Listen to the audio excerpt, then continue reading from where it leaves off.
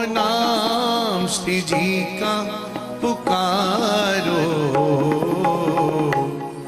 मिलो करुणामयी से। जय जय श्री हित हरि वंश, जय जय श्री सद्गुरुदेव भगवान की जय हो। हमने बचपन से लेकर आज तक गुरुदेव भगवान की वाणी से शिक्षा ग्रहण करते समय अध्यापकों की वाणी से, अध्यापकों के मुख से, गुरुजनों के मुख से, सबसे पहले हमारी माता पिता के मुख से हम सब ये चीज़ श्रवण करते हैं, ये बातें सुनते हैं, सीखते हैं कि कभी भी छोटी उम्र में होते हैं, जब विद्यालय भेजते हैं माता पिता, बड़े भाई बहन एक ही बात बोलते हैं कि कभी भी किसी दूसरे का सामान मत लेके आना। आने के बाद जो स्कूल का बैग होता है, बस्ता होता है, उसको परिवार के बड़े जन चेक भी करते हैं कि आज क्या काम दिया, आज तूने क्या सीखा। सीखने का मतलब इसका मतलब हम बचपन से ही सीखते हुए आ रहे हैं और वहीं से हमारी कामनाएं हैं, जो वासनाएं हैं, उनका उदय भी वहीं से होता है। अच्छा बुरा दोनों हम बचपन से ही सीखते हैं, वहीं से हमारी नींव तैयार होती है सद्गुणों की, सद्विचारों की, बुरे विचारों की, बुरे कर्मों की। उसमें कुछ सहयोग हमारे निज जनों का भी होता है, अच्छा मार्ग हो चाहे बुरा मार्ग हो। जैसा जैसा व्यवहार हम परिवार में या जिस स्थान पर रहेंगे वैसा देखेंगे, या हमारे जो छोटे जन हैं, बच्चे हैं, जिनके ऊपर हम प्रेम वात्सल्य भाव रखते हैं, वो जैसा देखेंगे उनका आचरण भी वैसा ही बनेगा। इसलिए हमें ये चाहिए कि बच्चों को बचपन से ही संतों का संग कराएं, मंदिर में जाएं तो मंदिर ले जाएं, भगवत दर्शन कराएं, प्रभु के बारे में बताएं, प्रभु की कथा सुनाएं, संतों की महिमा बताएं। इससे जीवन में जो बुरी संगति है, बुरे विचार हैं, उनका आगमन नहीं होगा। बुरे विचारों का आगमन नहीं होगा, सद्विचारों का आगमन होगा, सरल स्वभाव होगा, अच्छा व्यक्ति बनेगा, अच्छा जन बनेगा।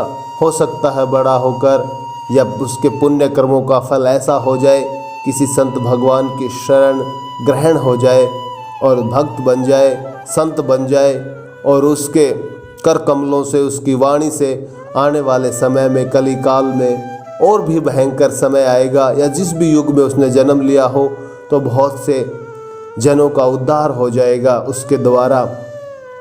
तो सबसे पहले हमारी नींव है सद्विचारों की, वो बचपन से है, हमारे परिवार से है, हमारी माता पिता, हमारे परिवार के जो बड़े जन हैं उनसे है। इसलिए परिवार के बड़े जनों को भी, माता पिता को भी ये ध्यान रखना चाहिए बचपन से ही कि बालक किस दिशा में जा रहा है। जिस दिशा में जाएगा वैसा ही कर्म करेगा, बड़ा होकर अच्छा कर्म करेगा, अच्छा कहलाएगा, बुरा कर्म करेगा तो कुल का नाम भी खराब करेगा। ऐसे बहुत सारे उदाहरण हैं। धुंधकारी जैसे महापुरुषों का नाम भी इसी श्रेणी में आता है। आप लोगों ने श्रीमद् भागवत कथा में उनकी कथा सुनी होगी। गोकर्ण भगवान ने कैसे उनका उद्धार किया और कैसे उनको संत के रूप में भगवान अपने धाम ले गए बाद में। तो पहले उनके कर्मों के बारे में चर्चा तो नहीं करेंगे, सुना होगा आप सभी ने, यही मानता हूँ मैं। जिस समय वो बालक बड़ा हो जाता है और उसका आचरण खराब हो जाता है, ऐसे हमारे बाद में तो वो भक्त कहलाए, लेकिन पहले उनका जो आचरण था वो बहुत ही बुरा था। पहले उनको घाटक मीणा जी, जिनका नाम है, ऐसे भक्त घाटम दास मीणा जी ऐसे भक्त हुए हैं जिनका चरित्र पहले किसी कारणवश बुरी संगति में पड़ गया और एक संत के स्पर्श से, एक संत का संग प्राप्त करने से कैसे उस डाकू का जीवन बदल गया, उस चोर का जीवन बदल गया। आइए हम इस कथा को गुरुदेव भगवान की कृपा से श्रवण करेंगे और इस कथा का आनंद लेंगे। उससे पहले गुरुदेव भगवान की कुछ बताई हुई बातों पर ध्यान भी देंगे, जो शुरू से ही जिसकी हम चर्चा करें हैं कि बच्चे का, बालक का स्वभाव बचपन से ही बनता है। तो कामनाएं बनती हैं, वासनाएं उत्पन्न होती है। शरीर जब यौवन अवस्था में आ जाता है और वासनाएं बनती हैं, बिगड़ती हैं, सुधरना भी चाहे तो भी नहीं सुधर सकता, क्योंकि एक कामना ख़त्म होगी, दूसरी शुरू हो जाएगी, जिससे उस बालक को, उस जन को, उस जीव को जो बुरी संगत में पड़ा भी हो या ना भी पड़ा हो, बार बार वो वासना गिरा देगी। सुधरना भी चाहे तब भी नहीं होगा। एक वासना को ख़त्म करेगा, तुरंत दूसरी वासना उत्पन्न हो जाएगी, क्योंकि वासना जितनी करोगे उतनी बढ़ेगी कि एक बार ये काम कर लूँ, आगे से नहीं करूँगा, भगवान क्षमा कर दो। ऐसा नहीं हो सकता। आपकी एक कामना मिलेगी, जैसे ही तुरंत दूसरी कामना उत्पन्न हो जाएगी। कामना, वासना को ख़त्म करने का गुरुदेव भगवान ने, श्री हित प्रेमानंद गोविंद शरण महाराज जी हमारे सद्गुरुदेव भगवान हैं, उनके वाणी से, उनके प्रवचन में हमने सिर्फ एक ही सुना है कि वासना को ख़त्म करने का सिर्फ एक ही उपाय है, कामना को ख़त्म करने का सिर्फ एक ही उपाय है, सहना और सहना। अगर सह जाओगे, वेग आएगा किसी भी कामना का, किसी भी वासना का, तो उसको सह जाओ। सहना बहुत कठिन है, कहना बहुत आसान है। इसलिए सद्गुरुदेव भगवान कहते हैं कि गिरो, उठो और फिर चलो। गिरो, चाहे कितनी बार गिर जाओ, लेकिन उठो और श्री जी का नाम लो और भगवत मार्ग पर फिर चलो कि श्री जी अब की बार तो संभाल लेंगी। और अंत में ऐसा समय आएगा, सद्गुरुदेव भगवान की कृपा से हमारी लाडली लालजू संभाल ही लेंगे। मन चाहता है अगर ये भोग मिल जाए तो शांत हो जाएगा। मन चाहता है अगर ये एक बार ये भोग कर लेता हूँ, दोबारा ऐसी कामना नहीं होगी, शांत हो जाएगा, कोई बात नहीं। लेकिन गुरुदेव भगवान कहते हैं कि ये गलत है, एक और नवीन कामना उत्पन्न हो जाएगी। ऐसा सोचो भी मत, उस कामना के आते ही तुरंत उसको दबा दो। गुरुदेव भगवान कहते हैं अगर कोई आपके द्वार पर कोई जन आ जाए और आपको बाहर से दरवाज़ा खटखटा के कहे कि भाई सुनते हो, कि भाई सुनते हो, और आपने कोई ध्यान नहीं दिया, एक बार और पुकारेगा कि भाई घर में है कोई, सुनते हो, आपने तब भी ध्यान नहीं दिया, द्वार पे आया हुआ जन वापस लौट जाएगा। ऐसा सद्गुरुदेव भगवान कहते हैं। ऐसे ही कामना है, ऐसे ही वासना है। अगर आपने उस कामना की तरफ ध्यान नहीं दिया, अगर उस कामना को मन में धारण नहीं किया, वो कामना तुरंत वापस मुड़ जाएगी, ख़त्म हो जाएगी, शांत हो जाएगी। उसका जो वेग है वो धीरे धीरे शांत हो जाएगा। ऐसे ही जैसे वो मेहमान, वो जन जो आपके द्वार पे आया था, वो भी वापस चला गया था। शरीर भी आपका 9 रूपी द्वार एक घर की तरह है, जिसमें अलग अलग इंद्रियां हैं, जनेंद्रियां हैं। वेग उत्पन्न होता है और शांत हो जाता है। संत महापुरुषों का जो संग प्राप्त कर चुके हैं वो शांत कर लेते हैं, और जिनको संग प्राप्त नहीं है वो उस कामना को करके ही शांत होते हैं। लेकिन वो शांत नहीं है, एक और नई कामना को जन्म देने का नया तरीका है। इसलिए आप सभी के श्री चरणों में वंदना है, बुरी कामना को त्यागना, अभ्यास करना और किसी संत भगवान की शरण ग्रहण करना और सद्मार्ग पर चलने की कोशिश करना। गुरुदेव भगवान ऐसा कहते हैं, इन विकारों को जो मिटा दे वो महात्मा है, और इसके लिए सहना होगा, सिर्फ सहना ही होगा। बार बार गुरुदेव भगवान की वाणी में सिर्फ एक ही बार मिलता कि वेग को सह जाओ। भगवान कहते हैं जो इस संसार में रहकर अपने आने वाले वेगों को जो सह जाता है वह मेरा प्रिय भक्त है। वेग को जो सहेगा वो मेरा प्रिय जन होएगा, ऐसा भगवान भी कहते हैं। कामना का महत्व ही खत्म कर दो, कामना को उत्पन्न ही मत होने दो। गुरुदेव भगवान ने पहले भी बताया, जिस प्रकार कोई मेहमान दरवाजे पे आता है वैसे ही उसके बारे में सोचो ही मत, कोई आया है या नहीं आया है, उसको इग्नोर कर दो, अनदेखा कर दो, अपने आप शांत हो जाएगा।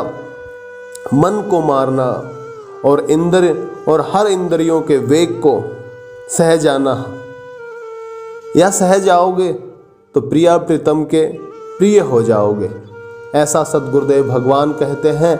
बहुत बार आपने भी सद्गुरुदेव भगवान का जो सत्संग सुना होगा, उस सत्संग में यही सुना होगा। और जिसने भी सद्गुरुदेव भगवान का या सद्गुरुदेव भगवान के वचनों का संग किया है, अपनाया उन वचनों को और उन वचनों पे चला है, आज वो बिल्कुल आनंद में रहते हैं और आनंद घन का संग भी है। प्रिया प्रीतम का जो अनंत जो प्रेम है उस प्रेम में डूबे रहते हैं। ये आप लोग भी श्री वृंदावन धाम में सद्गुरुदेव भगवान के आश्रम में जब सत्संग होता है तब देखते भी होंगे। जैसे एक योद्धा अपने शरीर पर हर वार सहता है, उसी प्रकार हर वेग को सहना होगा। योद्धा युद्ध में जब लड़ाई करता है, युद्ध करता है, पता नहीं कहाँ से कैसा प्रहार होता है, लेकिन वो युद्ध की तरफ ध्यान रखता है, प्रहारों की तरफ नहीं देखता और लगातार निरंतर युद्ध करता रहता है। उसी प्रकार भगवत मार्ग पे चलना भी एक युद्ध के समान है, बल्कि उससे बहुत ही ज़्यादा मुश्किल है। वहाँ योद्धा को सिर्फ युद्ध करना पड़ता है दूसरों से, और भगवत मार्ग पे अपने आप से भक्त को लड़ना पड़ता है। और वो उस युद्ध से, ये युद्ध जो अपने आप से लड़ने वाला है, ये बहुत ही भयंकर है। और जो प्रिया प्रीतम की शरण ग्रहण सद्गुरुदेव भगवान की शरण, उनके श्री चरण कमलों का आश्रय ले लेता है, वो ऐसे कूद जाता है जैसे नाली से बछड़ा। गुरुदेव भगवान बहुत बार उसका उदाहरण देते हैं।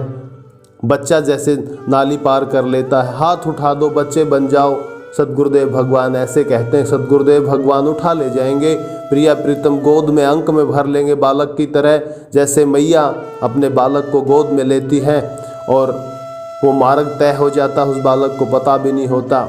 जितना मैया चलेगी मैया को कष्ट होगा, बालक को तो होगा नहीं। ऐसे ही सद्गुरुदेव भगवान की शरण ग्रहण है, प्रिया प्रीतम की शरण ग्रहण है, पता ही नहीं चलेगा वो मार्ग कब तय हो गया, कब पूरा हो गया। अगर एक बार सह गए तो अगली बार जो वेग आएगा वो कम हो जाएगा। एक बार सहन किया, पीड़ा बहुत होगी, मन को मारना बहुत मुश्किल होगा, लेकिन एक बार हम सह गए, अगली बार वो वेग कम हो जाएगा। जो सच्चिदानंद को जान गया वो इन विकारों में नहीं पड़ता।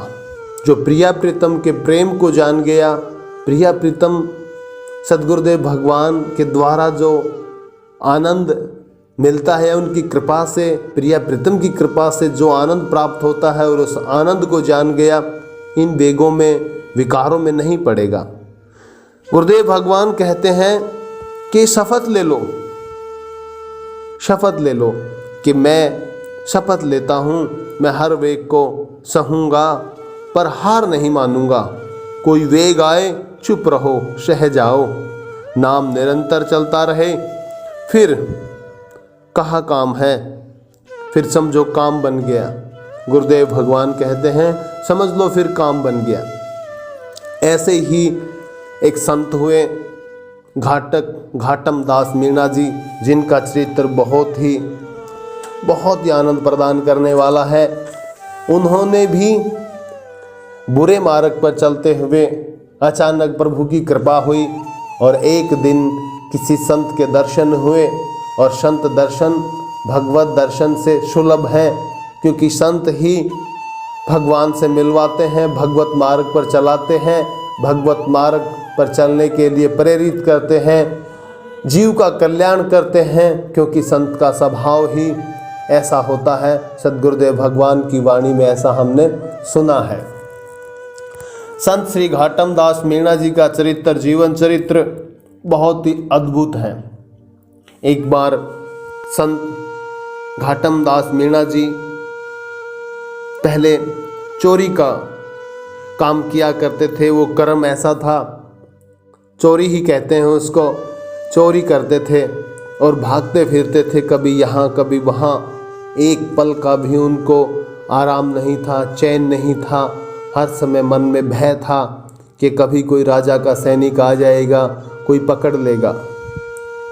ऐसी उनकी दिनचर्या चलती थी।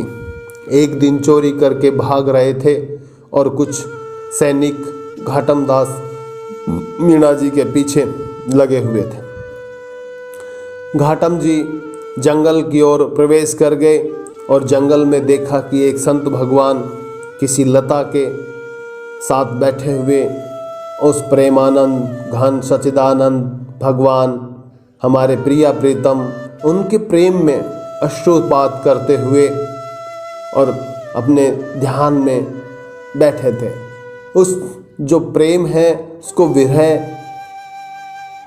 कहेंगे या आनंद, हजार गुना आनंद, जो संसारी जिसको कि आनंद आ गया, सही आनंद संसारियों का आनंद नहीं है। जिसको आनंद कहते हैं वो संत जिस अवस्था में थे या वो जो आनंद पहले प्राप्त कर चुका है कोई, तभी उस आनंद को समझ पाएगा। अन्यथा हम जैसे अधमों के समझ से बाहर है ये बात।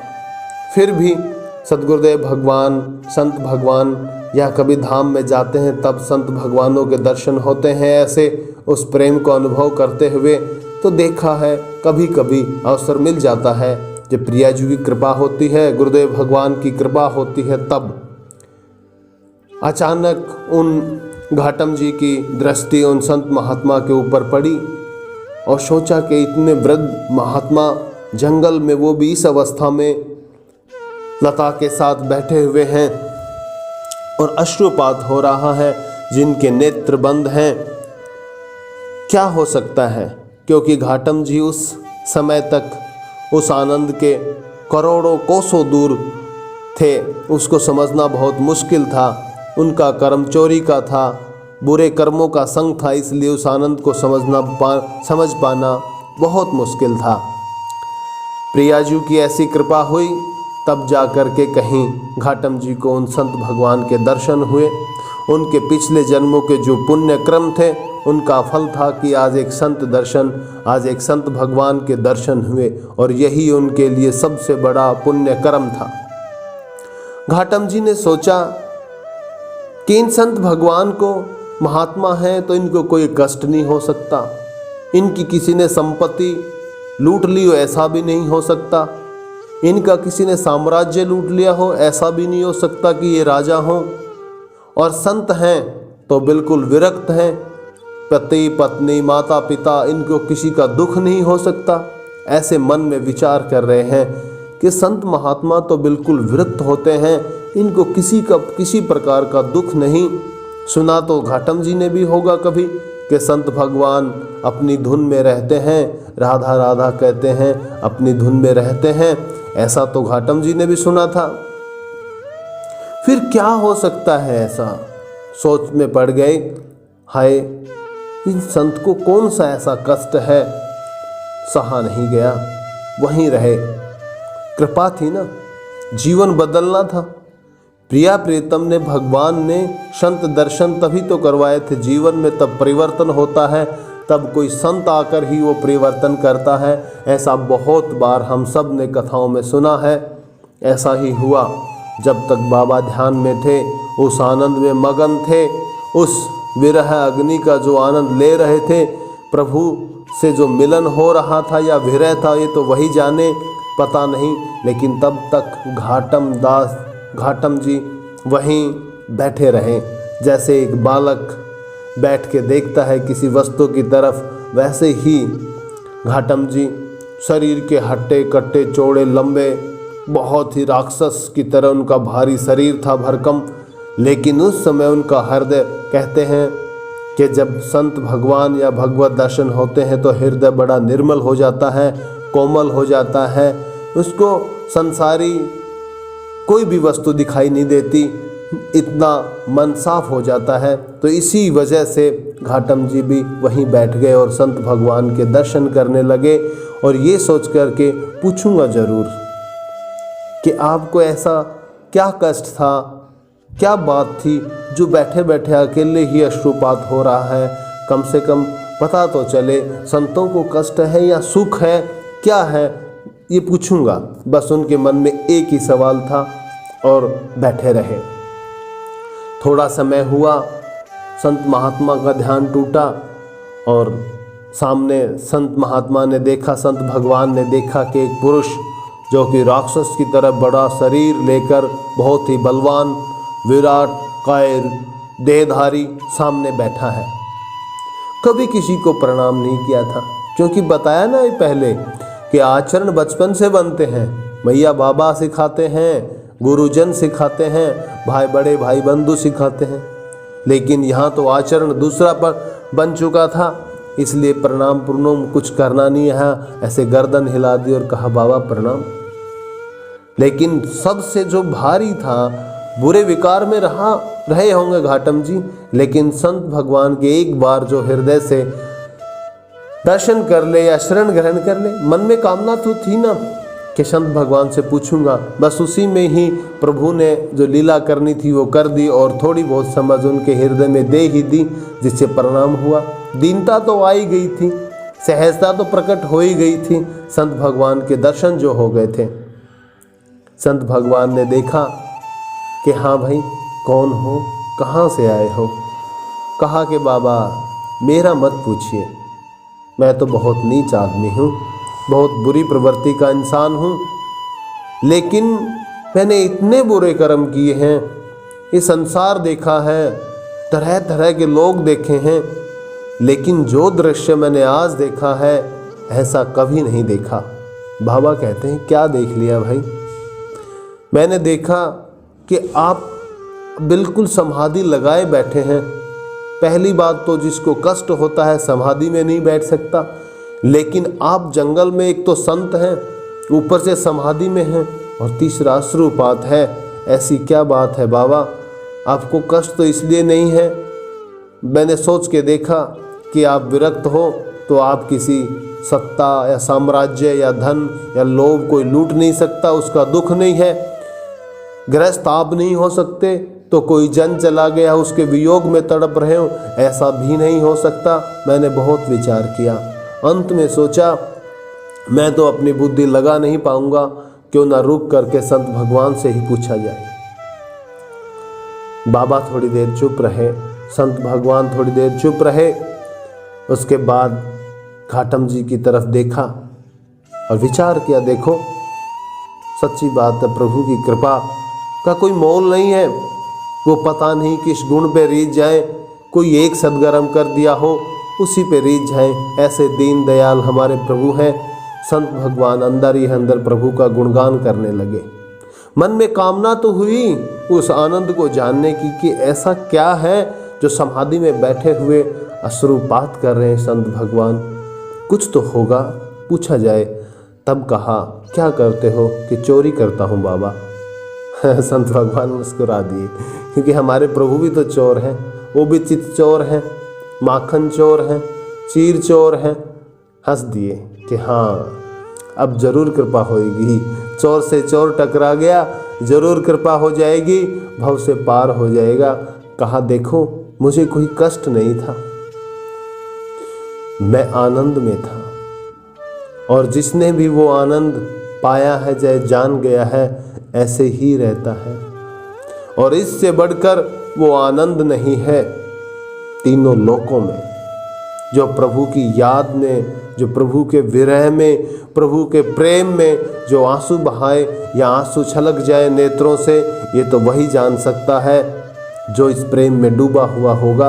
अभी बालक, अभी बच्चे, आपके समझ में ये प्रेम नहीं आएगा। बस इतना मान लो कि तीनों लोकों को एक तरफ रख दिया जाए कि रख दो, आप बड़ा ऐश्वर्य जीवन जियो और खूब आनंद लो, और एक तरफ ये आनंद हो, तो मैं उस तीनों लोकों के ऐश्वर्य को ठुकरा दूंगा और इस आनंद में ही मगन रहने के लिए कहूँगा, अगर मेरे से कोई पूछेगा तो। मीणा जी की, घाटम जी की आंखें खुल गई कि ऐसा कौन सा सुख है। कहा कि बाबा वो सुख मुझे नहीं मिल सकता, मिल सकता है, लेकिन उसके लिए जो मार्ग है आपने, ये तो संत भगवान ने सोचा कि इतना जल्दी तो छोड़ेगा नहीं। बुरी प्रवृत्ति जो हृदय में अपना स्थान बना चुकी थी, मिल सकता है, क्यों नहीं मिल सकता। हर जीव उनका अंश है, हर जीव उनका अपना है, वो हर जीव को अपना मानते हैं। ये जीव उन्हीं का स्वरूप है, हर जीव में वो विद्यमान है, तो उनकी कृपा जीव पे क्यों नहीं होगी। उस आनंद का अनुभव क्यों नहीं करोगे, जरूर करोगे। तब तक घाटम जी ने बोला कि अभी गुरुदेव संत महात्मा क्या करना होगा, कि उसके लिए सबसे पहले गुरु बनाना होगा। तो घाटम जी ने कहा मैं तो किसी को जानता नहीं और आप ही दिखे हैं, आज आपके दर्शन हुए हैं, आज से मैं आपकी शरण ग्रहण करता हूँ, आप ही मुझे अपना शिष्य बना लो। कि कहा तुम बुरे काम क्या कर सकते हो। घाटम जी ने कहा मैं चोरी को ना छोड़ करके, चोरी तो मैं करूँगा, उसको छोड़ के आप कुछ भी कहो मैं कर लूँगा, लेकिन चोरी करना नहीं छोड़ूंगा। संत भगवान मुस्कुरा दिए और कहा ठीक है तुम चोरी करो, लेकिन मेरी कुछ बताई हुई बातों को अमल में लाना होगा, और बाकी तुम अपने कर्म को करते रहो, कोई मतलब नहीं है मुझे। बस मैं 3-4 बातें बताऊंगा, उनका बस जीवन में उतारना होगा। कहा तो आनंद प्राप्ति हो जाएगी। कि हाँ हो जाएगी। चलो ठीक है, आज से आप मेरे गुरुदेव भगवान हुए, मैं आपकी शरण में हूँ, कृपा कीजिए।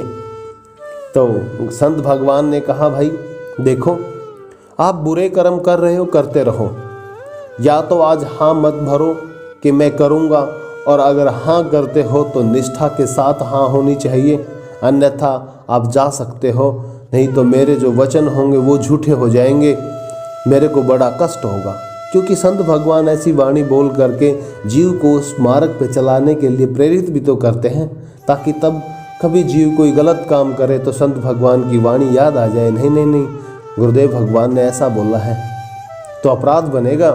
क्योंकि संतों को तो कुछ स्वार्थ होता नहीं, संत तो बस कृपालु हैं, दयालु हैं, दया करना जानते हैं, भगवान से मिलाना उनका काम है। आत्मा और परमात्मा का मेल करवाने के लिए जो बीच में एक मिलाने वाला होता है, मेल कराने वाला होता है, जैसे स्त्री और पुरुष का विवाह के संबंध में जैसा संबंध करवाते हैं, वैसा ही आत्मा और परमात्मा का जो मेल कराने वाले हों सिर्फ संत भगवान ही हैं। तो ऐसा जानबूझ के बोलते हैं वो कुछ अपने शब्दों को बना करके, ताकि जीव कोई अपराध करे तो ये वचन याद आ जाए और उस अपराध से बच जाए, बुरे कर्म से बच जाए।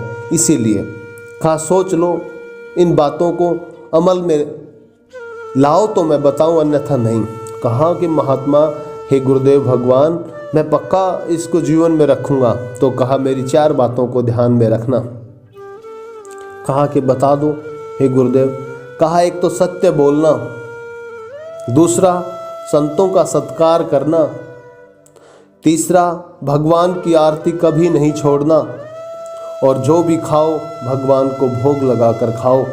बस इतना कर लेना और अपना कर्म करते रहना, जो भी करो उससे मुझे कोई मतलब नहीं। वो तो तुम खुद ही कह रहे हो कि मैं नहीं छोड़ूंगा, तो जैसी प्रिया प्रीतम की इच्छा वो आपसे कराएं या छुड़ाएं तो वही जाने, ये तो उन्हीं पर निर्भर है। इन 4 बातों को जीवन में जो कोई भी उतार कर देख लो, भगवान अवश्य दर्शन दे देंगे, अवश्य उसको उस आनंद की प्राप्त हो जाएगी जो संत भगवान जिस आनंद का अनुभव कर रहे थे, जिस आनंद का अनुभव कर रहे थे।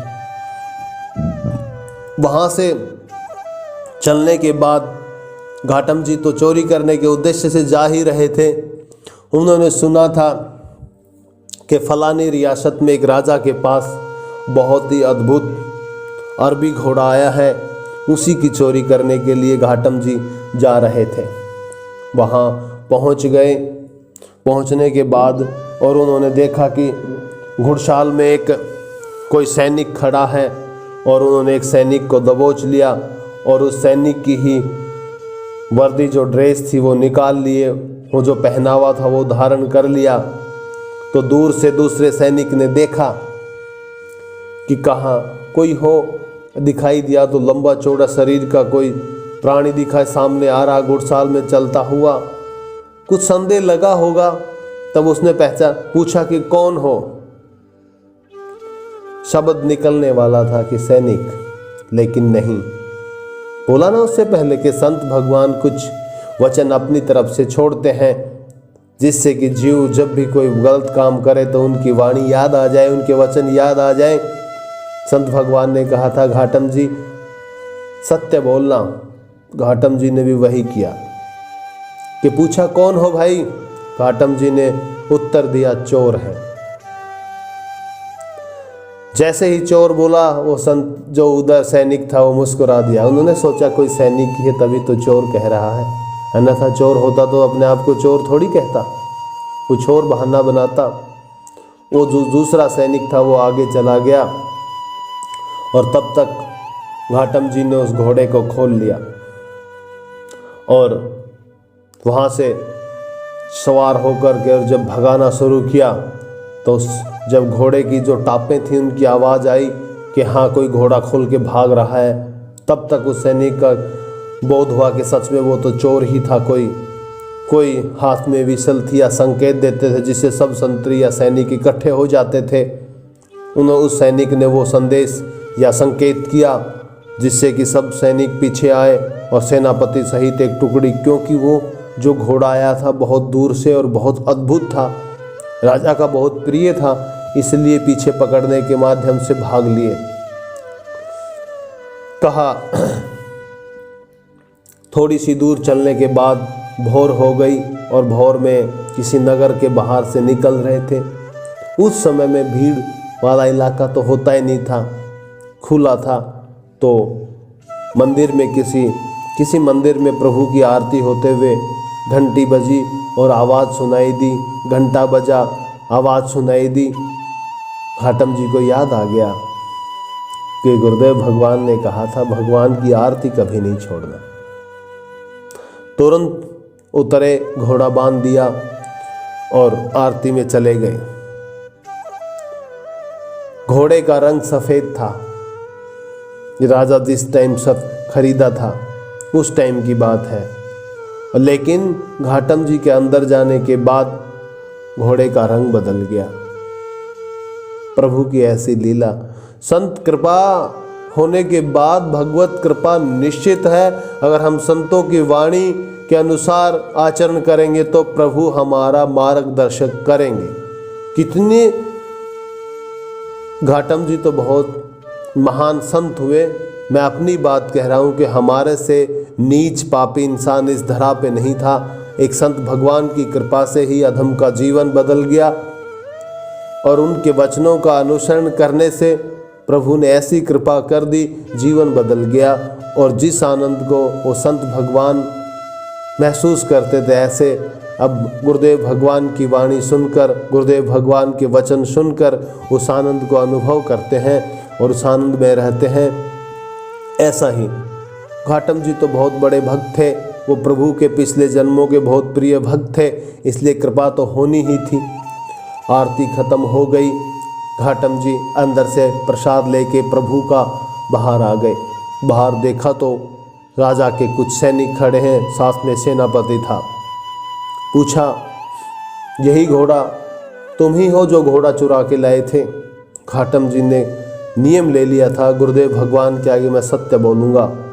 कहा कि हाँ मैं ही हूँ। हम नहीं मानते। सेनापति बोले अगर आप हमारा घोड़ा लेके आए थे तो ये सफ़ेद रंग का था, अब रंग कैसे बदल गया ये तो मैं भी नहीं जानता। जब तक मैं यहाँ था, यहाँ छोड़ के गया था, तब तक सफ़ेद ही था। अंदर गया बाहर आया हूँ तब तक क्या हुआ मैं नहीं जानता। सैनिकों के मन में, सेनापति के मन में तरह तरह के सवाल उठ रहे थे। क्या पता किसी राजा से मिला हो और उन्होंने भी इस प्रकार का कोई घोड़ा मंगा रखा हो, रंग पसंद ना आया हो। हमारे महाराज के घोड़े का जो रंग था सफ़ेद, बिल्कुल बुगले की तरह की नज़र रखी हो और घोड़ा बदल लेते हैं, ऐसी कोई चाल हो। कहा राजा के पास ले चलो इनको, महाराज ही इसका फैसला करेंगे। घाटम जी को वहाँ ले जाया गया। घाटम जी को ले जाया गया और घाटम जी को महाराज जी के सामने पेश कर दिया गया। महाराज बड़े क्रोधित हुए क्योंकि उनके जो प्रिय अश्व था, घोड़ा था, उसकी बात थी। कहा कि भाई घोड़ा तू ही ले गया था? जी महाराज, मैं ही ले गया था। घाटम जी को कोई भय नहीं था क्योंकि वचन गुरुदेव भगवान के चल रहे थे। ये 4 चीजें तो उन्होंने निभानी ही थी, उनको भय तो था ही नहीं, तभी तो ये कर्म करते थे। अगर भय होता तो चोरी वाला कर्म ही नहीं करते।